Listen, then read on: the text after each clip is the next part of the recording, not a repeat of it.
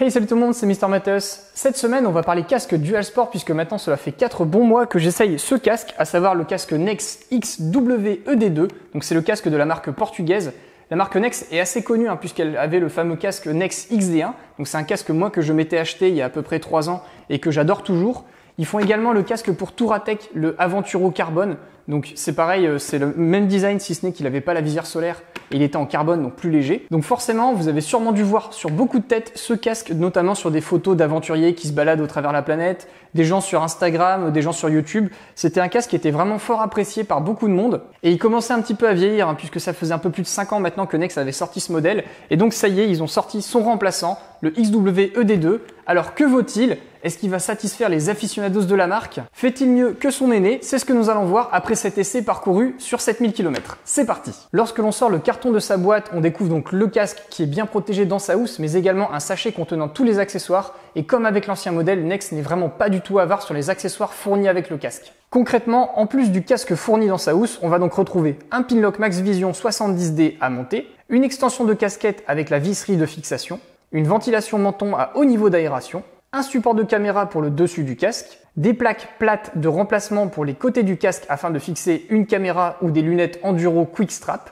donc ce sont des lunettes Enduro qui viennent se scratcher, des ergots pour ajuster les mousses à son visage, une vis de casquette supplémentaire au cas où on perd la première, des plaques de fixation pour un usage du casque sans casquette, un support pour adapter l'intercom XCOM de la marque, une housse de transport pour l'écran, ça c'est pas courant et c'est super sympa parce que ça permet par exemple de rester avec l'écran quand vous faites un grand trajet routier, puis quand vous arrivez à votre sortie tout terrain, vous mettez vos lunettes enduro, vous rangez votre écran dans la housse et puis vous faites le contraire en repartant. Et enfin, on va retrouver les classiques notices avec des stickers. C'est donc ultra complet, il n'y a pas d'options ou d'accessoires à racheter nécessairement, sauf à la rigueur l'intercom XCOM de la marque si ça vous intéresse, qui vous permet comme ça de ne pas avoir d'intercom à fixer sur le casque, et là dans ce cas-là il vous coûtera 249,99 €. Au premier coup d'œil, on repère directement la filiation entre l'ancien modèle et le nouveau modèle. D'ailleurs le nouveau modèle ressemble à s'y méprendre à l'ancien modèle, c'est assez bizarre, et c'est tant mieux qu'il n'ait presque pas changé le design entre ce nouveau modèle et l'ancien, parce que clairement moi j'étais tombé amoureux du design de l'ancien modèle. C'est vraiment quelque chose qui est très particulier au niveau du look, il est très agressif, très badass pour le coup. En plus je l'avais pris donc en coloris vert kaki mat. J'avais pas cherché à comprendre s'il était bien ou pas, je m'étais dit allez je me lance, je teste cette marque. Et depuis le temps, j'en avais jamais été déçu, j'avais toujours bien apprécié ce modèle. Et donc là, clairement, ils ont pas changé une recette qui gagne, ils ont gardé ce design très sympa. Ils l'ont amélioré sur plein de points de détail qu'on va voir juste après. Mais globalement, ils ont fait comme plein de marques font. Par exemple, Mercedes avec le Classe G, Jeep avec le Wrangler. Quand on a un design qui est devenu iconique, on s'amuse pas à y toucher ou bien alors par petites touches pour garder vraiment l'essence même et l'esprit du design d'origine. Si l'on se rapproche, on constate qu'il n'y a par contre aucune pièce commune avec l'ancien modèle. Pratiquement tout a été changé ou modifié. Côté calotte, on retrouve toujours une solution faite en X-Matrix qui est un mélange de fibres de verre multiaxial, de fibres organiques 3D, de fibres spéciales en aramide multiaxial et de renforcement carbone.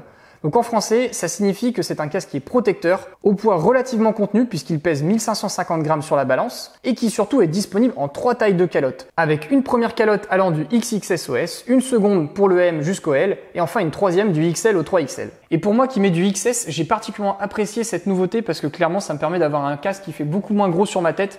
Si vous les comparez comme ça l'un à l'autre, sur ces images, vous pouvez le constater, le nouveau XS sur le WD2 fait plus compact que le XS du XD1. Donc c'est vraiment bénéfique pour tout le monde en termes de sécurité puisque ça signifie que la calotte va être au plus près de votre crâne, vraiment bien ajustée et ça évitera que vous ayez la tête qui bouge dans les mousses. Dernier détail à signaler concernant la forme de la calotte, la zone du menton a été spécialement conçue pour réduire les blessures dans la poitrine provoquées par des collisions frontales grâce à sa forme arrondie et évasée sur le bas. L'écran au large champ de vision panoramique est fait en Lexan pour une solidité accrue en cas d'impact et il est doté d'un pinlock très large bien appréciable pour rouler par tous les temps. L'étanchéité se fait grâce à un verrouillage central ne nécessitant pas d'effort pour l'ouverture et la fermeture. On notera tout de même que l'écran intermédiaire sont peu marqués. Derrière l'écran se cache un écran solaire déployable grâce à la glissière située sur le dessus du casque. Un clic de sécurité vient signaler le blocage de cet écran en position ouverte ou fermée. Il est plus efficace et descend un peu plus bas que sur l'ancien modèle, mais j'aurais tout de même apprécié qu'il descende encore de 5 à 10 mm supplémentaires pour une couverture maximale. Sur le dessus, la casquette a été largement modifiée afin d'obtenir un profil beaucoup plus aérodynamique grâce à de nouveaux trous et une forme plus travaillée. Elle devient d'ailleurs réglable en inclinaison en dévissant simplement la vis située sur le dessus. Pour ce qui est de l'aération du casque et de son aérodynamisme, Nex a là aussi retravaillé l'ensemble en proposant désormais 4 entrées d'air à l'avant et 2 sorties à l'arrière. L'aération au menton est réglable sur 2 positions Et les 3 entrées d'air situées au niveau du front sont quant à elles réglables sur 3 positions. Point de détail à signaler, si l'aération classique n'est pas suffisante, elle peut être retirée pour s'interchanger avec une grille plus efficace encore. Enfin, pour terminer ce tour de l'extérieur, on remarquera la présence de zones réfléchissantes sur l'avant et l'arrière du casque pour une visibilité nocturne accrue. Attaquons maintenant le dessous et l'intérieur du casque, on découvre ainsi un système de fermeture en double D que je préfère personnellement au système micrométrique. J'ai en effet ma glotte qui ressort assez fort au niveau de mon cou, ce qui fait que dès que j'avale ma salive avec le micrométrique ça frotte et c'est pas hyper agréable. Je n'ai pas ce problème du tout avec une double D, c'est pour ça que je trouve ça plus confortable. De chaque côté des mousses, on apercevra 2 tirettes rouges servant au système d'extraction d'urgence des mousses latérales appelé Emergency Strap version 2, qui est une solution brevetée par Nex. En parlant des mousses, la finition et la qualité sont là aussi excellentes. Les matériaux, les coutures font robuste et le tissu X-Smart Dry anti-allergique et anti-transpiration est agréable au contact de la peau. L'ensemble de ces mousses est bien entendu amovible, ajustable et lavable. Les finitions sont donc d'un très bon niveau dans l'ensemble, bien que j'ai eu quelques soucis sur le premier exemplaire que j'ai reçu. En effet, mon premier exemplaire de Nex XWED2 que j'ai reçu, en fait, c'était les premiers modèles qu'ils ont fabriqués juste après le gros incendie qu'ils ont eu au niveau de leur usine au Portugal et qui a clairement ravagé toute leur usine. Et je pense que ça a mis un peu le bazar dans leur production, ce qui fait que j'ai eu un niveau de finition qui était en deçà de ce à quoi j'étais habitué à la marque. Et donc sur ce premier modèle que j'ai reçu, au bout de 2 mois à peu près, j'ai eu la visière solaire qui a cassé au niveau de la tirette. Et j'avais ici le caoutchouc qui se décollait un petit peu. Donc c'est pas très grave, je me suis dit bah c'est nickel, c'est l'occasion aussi de tester le service après-vente de la marque. Et clairement ça s'est super bien passé, ils n'ont pas cherché à comprendre, ils m'ont demandé simplement de renvoyer le casque et eux ils m'en ont renvoyé un nouveau puisque le casque il est garanti 5 ans. Donc vraiment ils se prennent pas trop la tête au niveau finition et garantie. S'il y a un problème, soit ils essayent de vous renvoyer la pièce en question si vous pouvez la changer, si c'est pas possible, vous leur renvoyez le casque et eux ils vous renvoient un nouveau. Et donc sur mon nouveau modèle j'ai eu aucun souci, on voit même que la finition elle s'est améliorée par rapport au modèle précédent que j'avais reçu il y a 4 mois. Donc clairement vous pouvez y aller confiant, il n'y a plus de soucis de fabrication sur cette nouvelle version. Passons maintenant à mon retour d'expérience sur route avec ce casque qui fut d'ailleurs très positif. Nex a gardé les bonnes recettes de l'ancien modèle, à savoir un champ de vision très ample en largeur et en hauteur qui permet de ne rien manquer sur la route et de limiter les mouvements de la tête. J'ai eu aussi l'occasion sur ces 4 derniers mois de rouler sous la pluie, sous des températures bien fraîches, et le pinlock ainsi que le joint d'étanchéité ont bien fait leur office. Je n'ai pas eu de buée sous le froid ou de coulée d'eau dans le casque sous la pluie. L'écran solaire se manipule facilement sur route, que ce soit avec des gants été ou hiver, on arrive facilement à attraper l'ergot. La protection solaire est efficace, en tout cas un peu plus efficace je trouve que sur l'ancien modèle, mais c'est pas non plus la plus performante que j'ai pu connaître. Mais malgré tout c'est quand même bien efficace et ça permet de rouler avec le soleil de face par exemple. Venons-en maintenant à la performance des aérations et c'est là que j'ai le plus apprécié ce nouveau modèle. On sent que Nex a vraiment fait un gros travail sur les aérations de ce casque. Elles sont beaucoup plus performantes en termes de flux d'air que vous allez ressentir. Déjà par exemple l'aération au menton a été bien retravaillée. Avant elle s'ouvrait en appuyant en haut et donc on avait l'aération qui passait par le bas. Maintenant c'est le contraire. On appuie sur le bas et l'aération vient d'en haut. Et c'est beaucoup plus efficace parce que sur votre trail, généralement, vous avez une bulle, ce qui fait que l'air ne va pas rentrer très bas, il a besoin d'être assez haut. Donc là, ça permet que l'air descende un peu de la bulle et passe dans cette zone pour arriver directement dans votre visage. Donc ça, c'est bien plus efficace. Pareil, il y a une nouvelle aération qui a été ajoutée donc au centre. Et cette aération-là, elle est vraiment très puissante. Donc puissante dans le sens où on sent le flux d'air en fait passer au-dessus de sa tête, ce qui n'était pas le cas quand on avait juste les 2 petites aérations au-dessus. Et également, les 2 aérations sur les côtés ont été retravaillées, elles sont plus larges.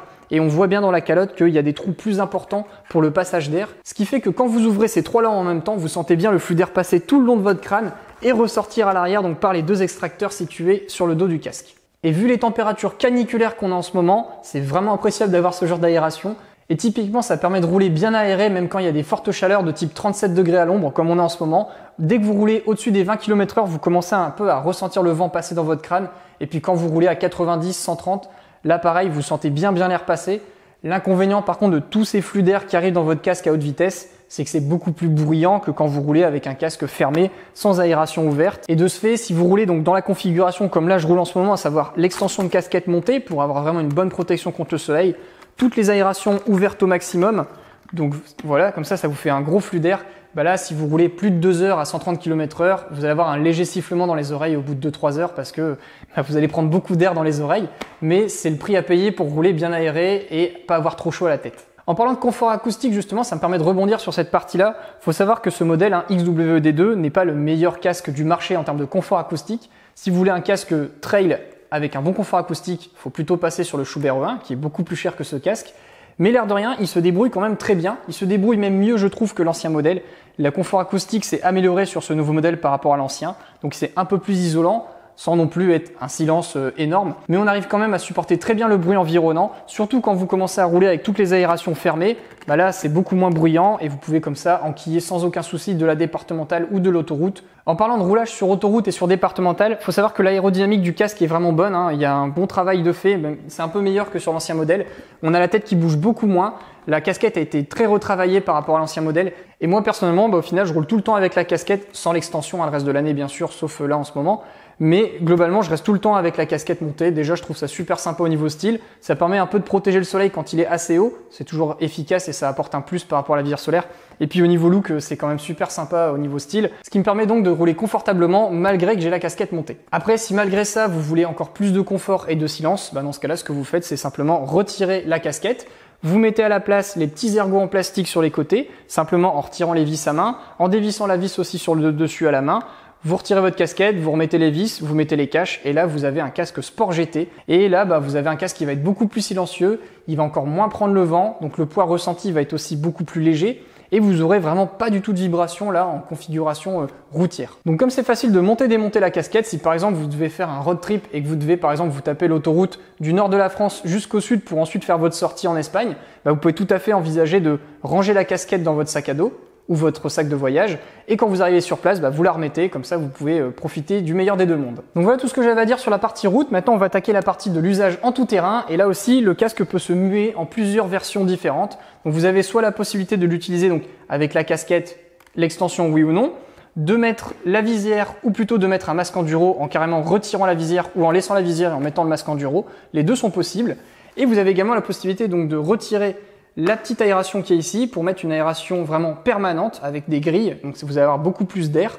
Et vous pouvez également retirer la bavette qui est ici en dessous. Là vous voyez en ce moment comme il fait très chaud, j'ai retiré aussi la bavette pour plus d'air, ce qui fait qu'on peut pratiquement se retrouver avec un casque enduro quand on utilise la configuration la plus extrême. Si vous suivez depuis quelques temps mes vidéos ou que vous me suivez aussi sur Instagram, Facebook ou Twitter, vous avez dû me voir pas mal de fois avec ce casque sur la tête, tout simplement parce que c'est vraiment mon casque par défaut, mon casque de référence quand je vais faire du tout-terrain.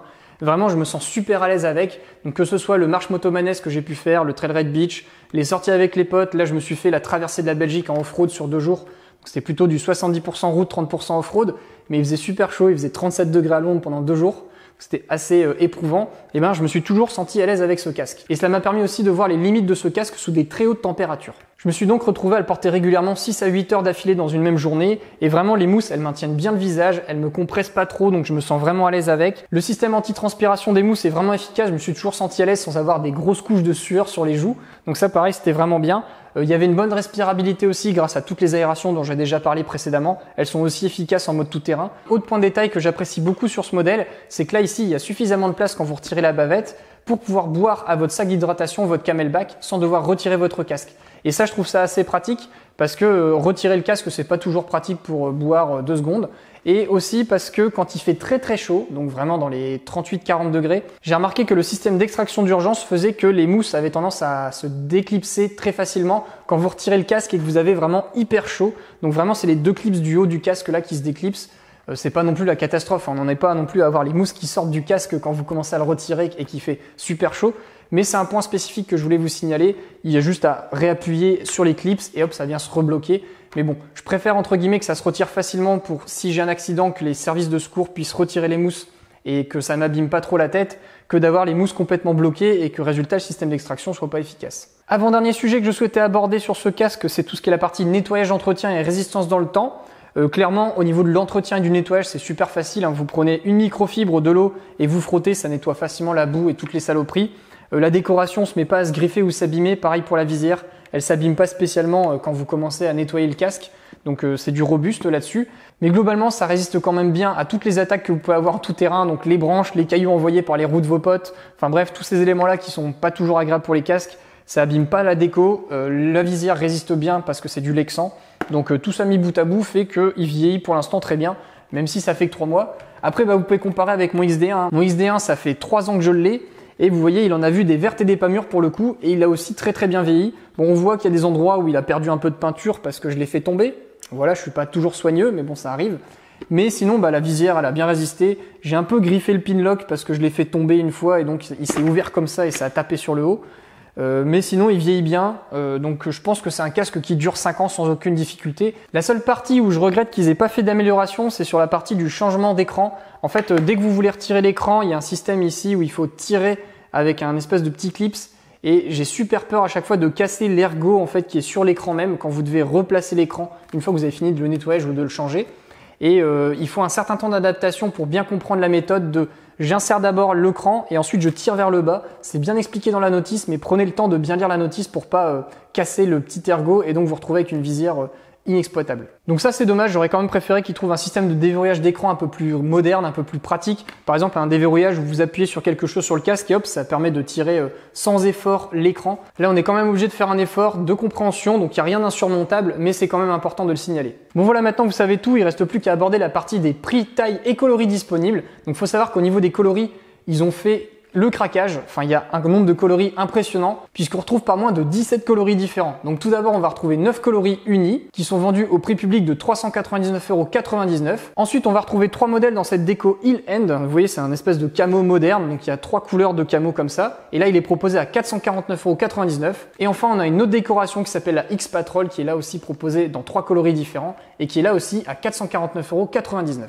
Chacun de ces modèles de casque est proposé dans 8 tailles différentes, donc ça va du XXS au 3XL. Il faut juste faire attention parce que je trouve que Nex taille assez grand. Pour vous dire, hein, avec ce Nex XWD2 et avec mon Nex XD1 c'était ça aussi, je me retrouve à mettre du XS alors que d'habitude je mets du S voire du M selon les constructeurs. Donc vraiment ils taillent assez grand, donc n'hésitez pas à bien regarder leur tableau sur le site où vous l'achetez ou bien directement sur le site de Nex pour vérifier votre tour de tête et pas vous faire avoir à vous prendre un casque trop grand comme j'avais pu le faire la toute première fois que je l'ai acheté. J'avais pris un S et je me suis retrouvé avec un casque où je flottais, ce qui fait que maintenant je sais que je mets du XS dans cette marque. Donc voilà, niveau prix, on est donc soit à peu près à 400 €, soit à 450 € sur les kits déco. Je trouve que c'est bien placé en rapport qualité-prix. J'avais payé déjà ce modèle-là à l'époque 400 €. Donc vraiment c'est un casque qui dure bien, il est super bien équipé en termes d'accessoires, donc ça c'est ça aussi que j'apprécie avec ce modèle, c'est qu'ils fournissent absolument tout avec, il n'y a rien à racheter en plus. Vous pouvez fixer facilement une GoPro sur le côté du casque, sur le dessus parce que c'est filé avec, vous pouvez le transformer en casque de plein de styles différents, donc vraiment j'aime bien aussi ce côté multi-configuration qui permet d'avoir plusieurs casques en un seul. Bon voilà, vous savez maintenant tout hein, sur ce casque XWD2, il ne me reste plus qu'à conclure et à tirer un petit bilan de ces 4 mois passés avec. Et clairement j'ai été conquis par ce casque, c'est vraiment mon coup de cœur de l'année 2018, ouais rien que ça, je l'assume. Faut dire que ce casque là quand je l'avais acheté donc en 2014-2015, c'était déjà mon coup de cœur et j'en étais vraiment fan. De toute façon, vous l'aviez vu avant que j'ai celui-ci, je mettais tout le temps celui-là quand je faisais mes sorties tout terrain pratiquement, sauf quand je faisais des autres essais. Et donc ce nouveau modèle, c'est une version améliorée de mon ancien modèle, donc c'est vraiment super pour le coup parce que vraiment ils ont corrigé déjà quelques petits défauts que j'avais repérés sur l'ancien modèle. Clairement pour moi c'est le casque qui est bon en tout, mauvais en rien, mais qui n'est jamais excellent dans un domaine. Et de mon point de vue, cette notion de bon en tout, mauvais en rien, c'est vraiment la définition même de la polyvalence, c'est-à-dire qu'on va pas aller chercher des choses qui vont être parfaites partout. Par contre, il va bien faire le job partout. Et c'est un peu au final comme ma Tiger 800 ou comme la plupart des trails.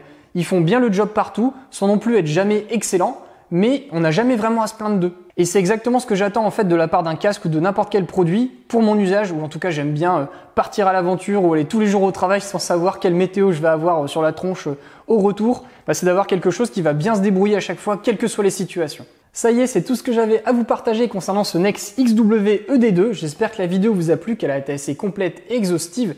Comme d'habitude, si vous avez des questions, n'hésitez pas à les poser dans la rubrique commentaires sous cette vidéo. J'y répondrai avec plaisir. Si vous avez aimé la vidéo, n'hésitez pas à laisser un petit pouce vers le haut, ça fait toujours plaisir. Et si vous êtes sur la chaîne pour la première fois, bienvenue et n'hésitez pas à vous abonner grâce au petit bouton que je vous mets juste ici. Merci à tous d'avoir regardé et à la semaine prochaine pour une nouvelle vidéo. Salut!